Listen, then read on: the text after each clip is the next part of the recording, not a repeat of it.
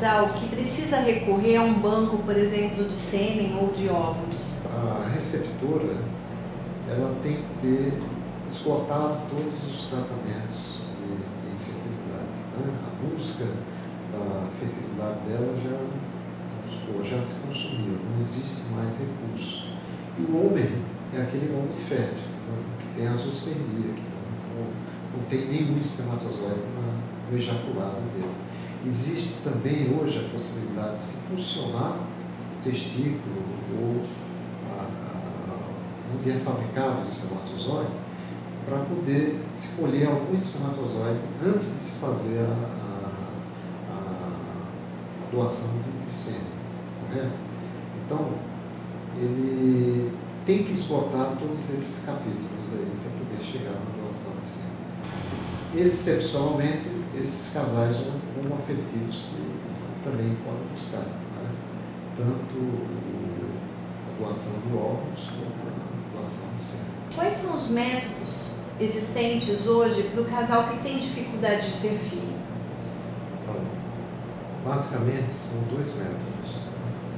O método de baixa complexidade.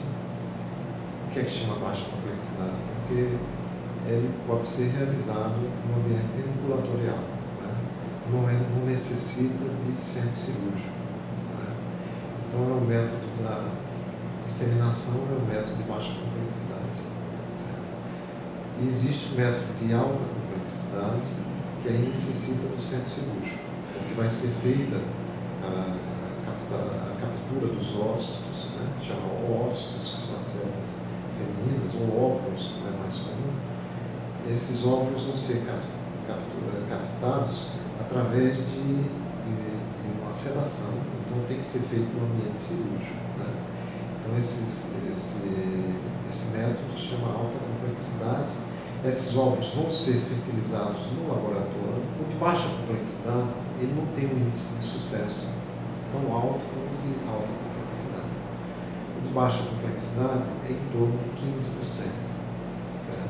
Aí você tem que fazer uma programação de pelo menos 3 tentativas para alcançar um índice bom de 30%.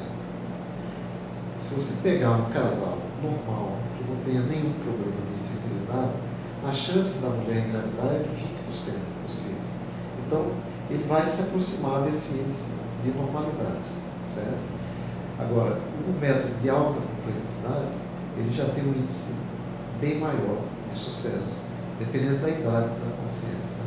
Hoje nós alcançamos a faixa de 50% a 60% em mulheres que têm até 30 anos de idade, mas vai declinando à medida que vai avançando a idade. E a mulher que hoje em dia decide que quer adiar a maternidade? Ela não pode ter filho por uma razão, não pode engravidar, né? Não pode ser estimulada, vamos dizer assim, por uma questão médica. Ela teve câncer, qualquer tipo, né? Câncer de mama, câncer de ovário, qualquer tipo de câncer. E ela faz essa opção, ela vai submeter a um programa de radioterapia, talvez essa radioterapia ela vai promover a infertilidade dela, né? Então ela tem que fazer esse congelamento preventivo, vamos dizer assim. Esse é um congelamento preventivo. E existe aquela mulher que, por razões